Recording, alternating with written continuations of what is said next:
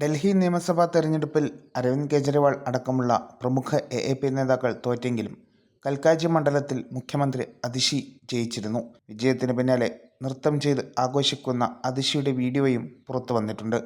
Video പുറത്തുവന്നതോടെ അതിഷിക്കെതിരെ രൂക്ഷ വിമർശനവുമായി എ.എ.പിയുടെ രാജ്യസഭാ MP Swathi Maliwal രംഗത്തെത്തി. അതിഷി നൃത്തം ചെയ്യുന്ന വീഡിയോ തൻ്റെ എക്സ് അക്കൗണ്ടിലൂടെ പോസ്റ്റ് ചെയ്താണ് സ്വാതി മലിവാൾ വിമർശനം ഉന്നയിച്ചത്. നാണമില്ലാത്ത പ്രകടനം എന്നാണ് അതിഷിക്കെതിരെ സ്വാതി മലിവാൾ പറഞ്ഞത്. കൽക്കാജി നിയമസഭാ സീറ്റിൽ വിജയിച്ചതിന് പിന്നാലെ അനുയായികൾക്കൊപ്പം അതിഷി നൃത്തം ചെയ്യുകയും ആഘോഷിക്കുകയും ചെയ്യുന്ന വീഡിയോയാണ് പുറത്തുവന്നത്. അരവിന്ദ് കെജ്രിവാൾ ഉൾപ്പെടെയുള്ള മുതിർന്ന നേതാക്കൾ പരാജയപ്പെടുകയും എ.എ.പിക്ക് ഭരണം നഷ്ടപ്പെടുകയും ചെയ്ത സമയത്ത് അതിഷി നടത്തിയ ആഘോഷത്തെയാണ് സ്വാതി മലിവാൾ ചോദ്യം ചെയ്തത്. എന്തൊരു നാണം കെട്ട ആഘോഷമാണ് ഇത്. പാർട്ടി പരാജയപ്പെട്ടു, മുതിർന്ന നേതാക്കളെല്ലാം തോറ്റു, അതിഷി ഇങ്ങനെ ആഘോഷിക്കുന്നു എന്നായിരുന്നു അതിഷി പ്രവർത്തകർക്കൊപ്പം നൃത്തം ചെയ്യുന്ന വീഡിയോ പങ്കുവച്ച് സ്വാതി മലിവാൾ കുറിച്ചത്. കൽക്കാജി മണ്ഡലത്തിൽ തുടക്കം മുതൽ പിന്നിൽ നിന്നിരുന്ന അതിഷി അവസാന റൗണ്ടിലാണ് വിജയം പിടിച്ചെടുത്തത്. ബി.ജെ.പിയുടെ രമേശ് ബിധുരിയും കോൺഗ്രസിന്റെ അൽക്ക ലാംബയുമായിരുന്നു ഇവിടെ അതിഷിയുടെ എതിരാളികൾ. നേരത്തെ തെരഞ്ഞെടുപ്പ് വിജയത്തിന് ശേഷം കൽക്കാജിയിലെ വോട്ടർമാർക്ക് നന്ദി പറഞ്ഞ് അതിഷി രംഗത്ത് വന്നിരുന്നു.